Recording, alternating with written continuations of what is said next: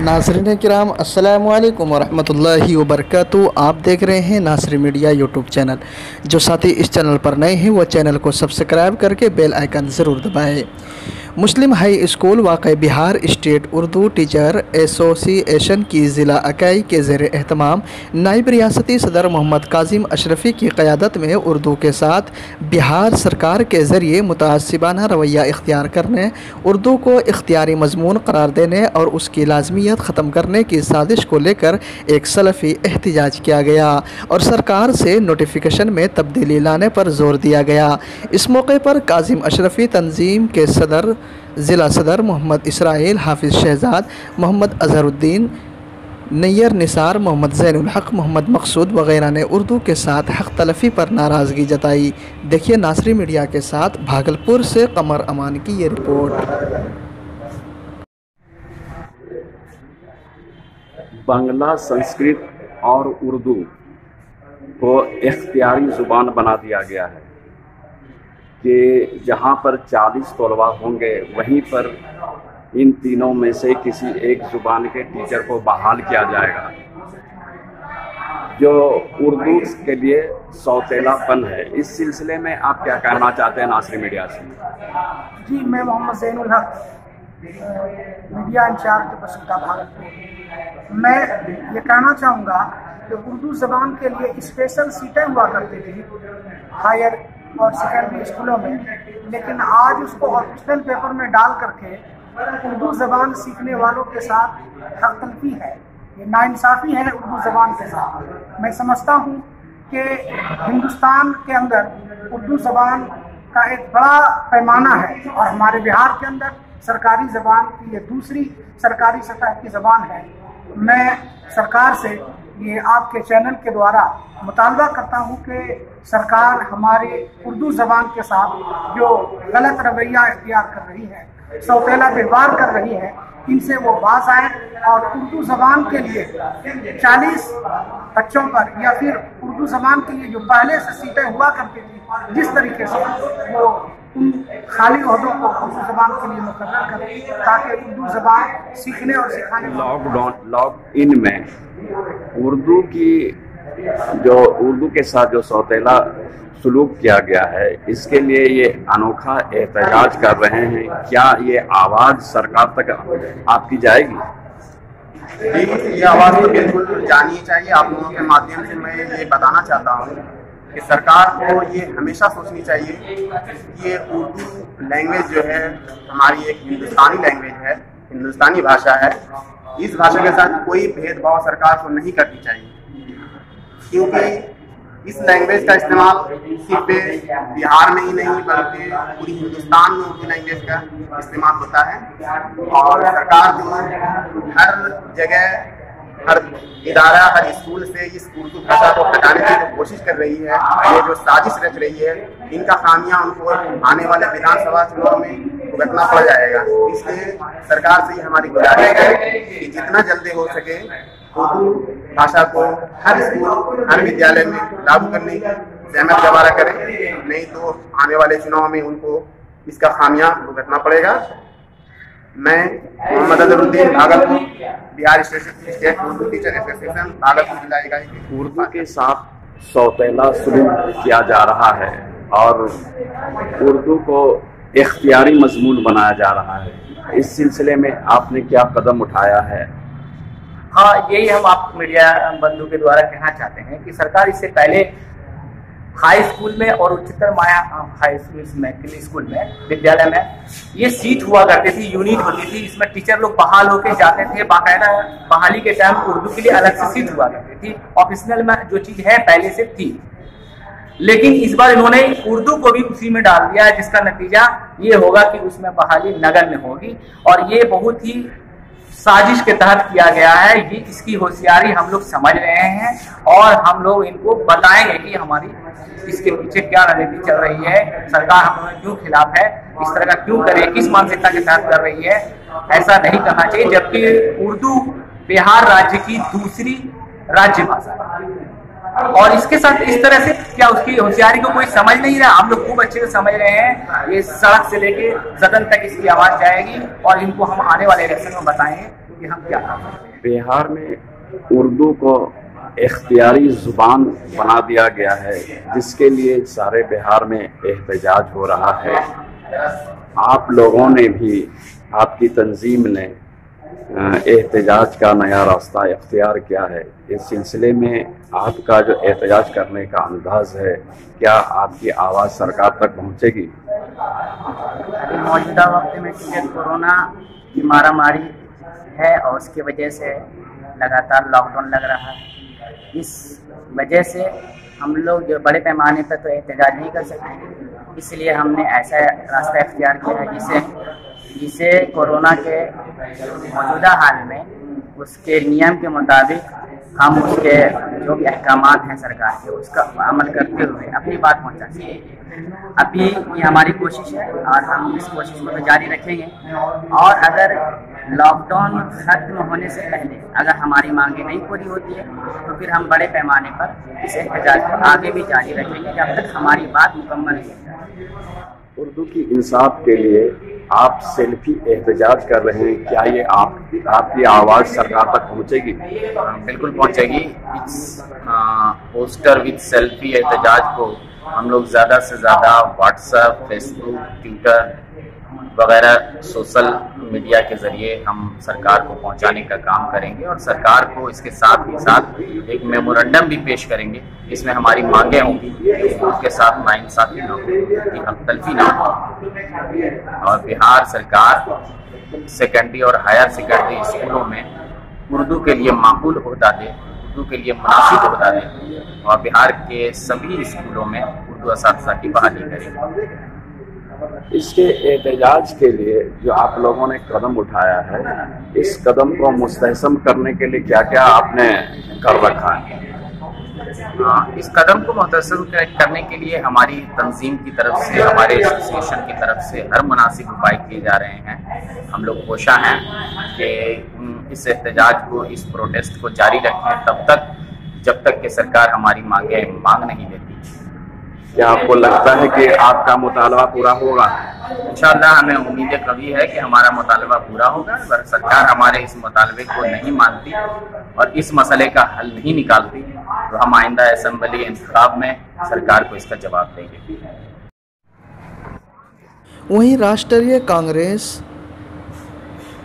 Party की जानिब से नाथनगर विधानसभा में पहला दफ्तर खुलने से तमाम सियासी पार्टियों के दरमियान हलचल पैदा हो गया है। दफ्तर का उद्घाटन राष्ट्रीयवादी कांग्रेस पार्टी के रियासती जनरल सेक्रेटरी मोहम्मद अकबर अली के हाथों किया गया। इस मौके पर अपने लीडर अकबर अली का वालिहाना इस्तकबाल किया गया। पार्टी के सैकड़ों कारकुनान ने उन्हें फूलों का माला पहनाकर और बुके देकर उनकी इज्जत अफजाई की। पार्टी के पंचायती राज जिला सदर मोहम्मद सज्जाद अहमद की क़यादत में आज की तकरीब मुनक्किद हुई। इस मौके पर पार्टी के पंचायती राज जिला सदर सज्जाद अहमद ने बताया, आज कौन सा प्रोग्राम है? ये ऑफिस कार्यालय आज ओपनिंग दूसरे जो है भागलपुर शहर में एनसीपी की कार्यालय खुली है, और मैं मोहम्मद सज्जाद पंचायती राज जिला अध्यक्ष और नाथनगर के विधानसभा जो प्रत्याशी मोहम्मद अकबर अली, इनको इस बार जो है 2020 की जो इलेक्शन की दौरा है इसको हम लोग काफी कामयाबी को रंग लाने से हम लोग उम्मीद कर रहे हैं, और पूरी प्रयास है पूरी कमेटी के साथ में जो भागलपुर में एनसीपी खिले और इसको पौधान पे अच्छी पौधान पे ला सके। आपका नाम क्या है? जी मेरा नाम मोहम्मद एहसान अली है। ये बताइए कि आज जो आप कौन से प्रोग्राम में आए हुए हैं? जी हम तो बस यही एनसीपी में आए हुए हैं। कौन सा पद है आपका? पंचायत सचिव में है। तो ये बताइए कि आपके जो उम्मीदवार ये पार्टी से घोषित हैं अकबर अली साहब, तो अकबर अली साहब जो हैं इनकी हमायत में आप लोग आए हुए हैं? जी बिल्कुल।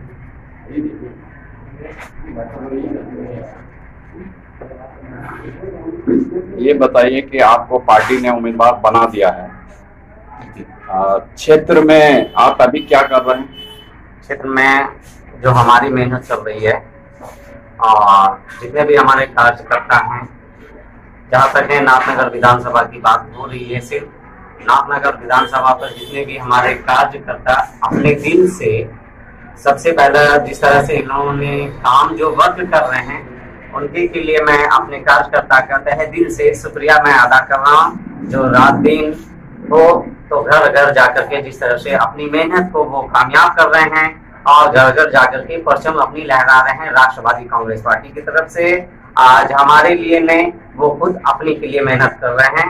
ये विधानसभा मोहम्मद अकबर अली जिस तरह से मेहनत कर रहे हैं उसी तरह से सारे कार्यकर्ता राष्ट्रवादी कांग्रेस पार्टी का ही काम कर रहे हैं नाथनगर विधानसभा से। जय राष्ट्रवादी। तो ये बताइए कि जो आप कौन सी पॉलिसी लेके जा रहे हैं क्षेत्र में? पॉलिसी क्या रहेगी? दुनिया अभी देखिए होती झूठ और गलत से तो कोई अफवाहें होती नहीं है, और जहां तक है कि झूठे वादे करना वो हमारी पार्टी की कर्तव्य नहीं है, क्योंकि राष्ट्रवादी कांग्रेस पार्टी कभी झूठे वादे नहीं करते हैं और जो भी वादे करते हैं वो मुकम्मल सही दायरे पर वो खुद ही प्रेजेंट होकर के वो उस पायदान तय करते हैं कि उसे मैं पूरा करूं। और मुद्दा एक ही चीज है हमारी, गरीबों के लिए मसीहा एक बनना, और जो रोजगार के लिए मैंने जो बात किया वो रोजगार 100% होगी हमारी विधानसभा जीत के बाद। आपके राष्ट्रीय अध्यक्ष शरद पवार जी हैं जी, तो शरद पवार जी जो आपको उम्मीदवार बनाया है, तो आप जो है उसके उम्मीदवार अभी तो बोल नहीं सकते हैं, जहाँ तक है कि हाँ प्रत्याशी के रूप में मैं बोल रहा हूँ। और जो अभी जिस तरह से नॉमिनेशन के टाइम से तब उम्मीदवार होते हैं, अभी मैं एक प्रत्याशी के रूप में हमारे राष्ट्रीय अध्यक्ष श्री शरद पवार साहब के नेतृत्व में जो भी मैं लोग काम कर रहा हूँ, ये सोच करके मैं राष्ट्रवादी कांग्रेस पार्टी का एक मेंबर्स और उसकी पहचान बनाने के लिए मैं राष्ट्रवादी कांग्रेस पार्टी का हरगिज दिलो जान से मैं वर्क करने के लिए तैयार हूं। और मुझे विधानसभा पर मुझे गर्व है कि मैं इस विधानसभा भागलपुर नाथनगर विधानसभा में हर सूरत पर राष्ट्रवादी कांग्रेस पार्टी की जीत होगी। तो ये बताइए कि अब तक आपने कितना मेंबर बना लिया है पार्टी के लिए? मेंबर अब तक जो बूथ की जो कमेटी जहां तक बनती है 307 बूथ है टोटल कमेटी पर। हमारे जो भी बूथ कमेटी बननी है वो 20 आदमी कर करके 20 आदमी कर करके सारे बूथ पर हमारी कमेटी कंप्लीट हो चुकी है। और जहां तक हम मेंबर्स की बात, जो कमेटी हमने नाथनगर विधानसभा क्या पूरे भागलपुर में अगर बात कर रहे हैं तो कम से कम 40 से 50 हजार मेरे मेंबर्स बन चुके हैं। वहीं दूसरी जानिब नागरिक सेवा समिति व अरहम समाजी तंजीम के सदर रिजवान खान गुज़िश्ता 2 दहाई से भागलपुर में रेलवे सहूलियात को लेकर मुहिम चला रहे हैं, लेकिन लॉकडाउन और अनलॉक में मरकज़ी सरकार और महकमे रेलवे मुसाफिरों की परेशानी को देखते हुए मुल्क के मुख्तलिफ स्टेशनों से 150 ट्रेन चलाई जा रही है, लेकिन भागलपुर से एक भी ट्रेन नहीं चलने से यहाँ के मुसाफिर परेशान हाल है।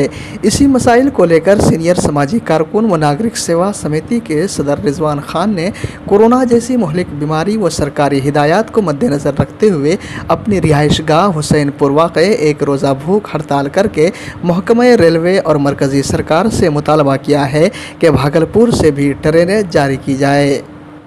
भागलपुर दिल्ली कुछ चुनिंदा शहरों में होती है।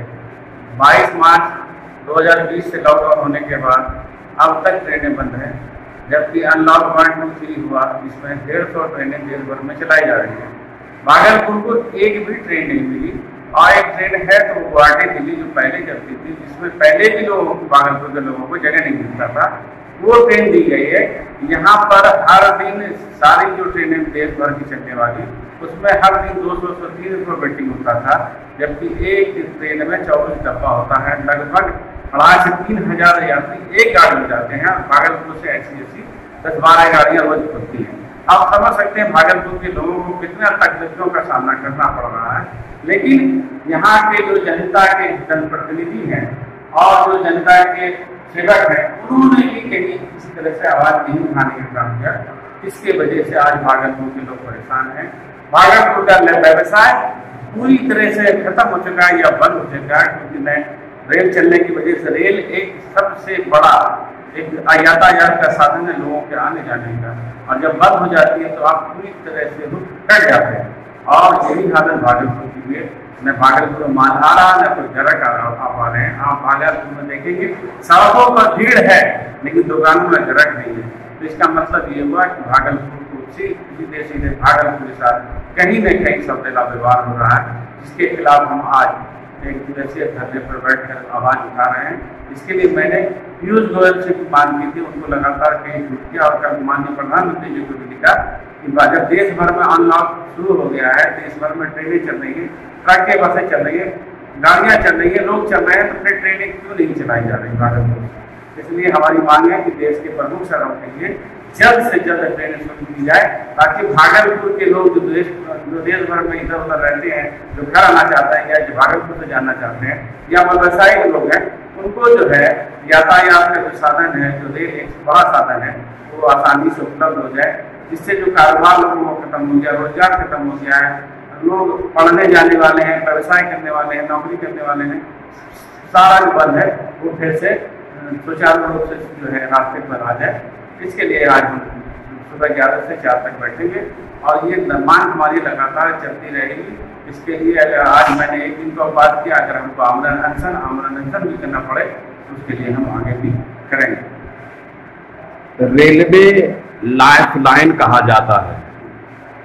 इस लाइफ लाइन के लिए आपने आवाजें बुलंद की है और करते रहे हैं। आप ही की आवाज पर आज जुनूबी हलके में रास्ता खोल दिया गया है। कुछ दिनों में रेलवे काउंटर भी बन जाएगा। तो इस सिलसिले में आप क्या कहना चाहते हैं नासरी मीडिया से? देखिए संघर्ष एक दिन का नहीं होता है। हम जैसा कह रहे थे कि भागलपुर के दक्षिणी क्षेत्र में जो एक बड़ी आबादी भागलपुर शहर की रहती है और झारखंड का भी जिला जुड़ा हुआ है, ये इस क्षेत्र में भागलपुर जंक्शन के 6 नंबर प्लेटफॉर्म का बगल वाला हिस्सा है। यहाँ पर हमने पिछले 2002 से मतलब 18 वर्ष हो गया लगातार हम ये मांग कर रहे थे, संघर्ष कर रहे थे। इसलिए धरना भी किया, आंदोलन भी किया, लगातार रेल मंत्री से मिलते रहे, डीएम से मिले, चेयरमैन से, मतलब सब उस रास्ते में बने गए। अब मेरी एक ही मांग थी कि भागलपुर के दक्षिणी क्षेत्र में टिकट काउंटर को ओवरब्रिज रास्ता होना चाहिए, ताकि इस तरह के यात्री को उत्तरी क्षेत्र जो जाने में परेशानी होता है टिकट लेने और ट्रेन करने में, वो जो है सुविधा दक्षिणी क्षेत्र में उपलब्ध हो जाए। आप देख रहे होंगे कि इस बार फरवरी में हमने 6 फरवरी को चेयरमैन से मानदा हावड़ा जो उनके डीएम से मुलाकात की, तो उन्होंने कहा कि हम आपके मांगों पर विचार करेंगे और उनके जाने के 1 हफ्ते के बाद ही रास्ता खुल गया। आप देख रहे होंगे कि निर्माण कार्य जो है धीरे धीरे शुरू हो गया है और जब ये टिकट काउंटर खुल जाएगा तो एक बड़ी आबादी को फायदा होगा, इससे आम आवाम को भी फायदा होगा। ये संघर्ष बहुत लंबा है और हम इसी संघर्ष को 1 दिन 2 दिन 10 दिन का नहीं मानते। लंबा संघर्ष रहा है, हमारे बहुत सारे साथियों ने उस संघर्ष में साथ दिया, जिसकी वजह से आज उसका नतीजा है कि दक्षिणी क्षेत्र में रास्ता खुला है और आने वाले दिनों में टिकट काउंटर और ओवरब्रिज बनेगा, जिससे यहाँ पर से लोग इस तरह के लोगों को भी बहुत लाभ होगा टिकट कटाने और रेल पकड़ने में और अन्य